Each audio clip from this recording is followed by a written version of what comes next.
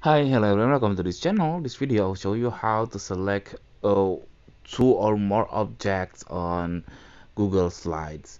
So here I already opened my Google Slides, and then I will create a new slides here, and then a new presentation, and then as usual there is the option, or the default is there are two of box around here.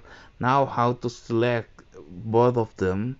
If I select one, it's really easy, and then I can move it to there. And then how what if I select both of them? So how to doing that? You just press and hold to anywhere, and then drag like this until you find the rectangle of drag. So it will select both of them, and then you can do anything what you want on this uh, selection.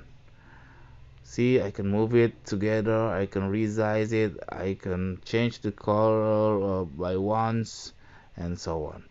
Okay, that's it, this tutorial. I hope it's helpful for you. If it's, please subscribe our channel, and then if you have any question, please put on the comment below. Thank you.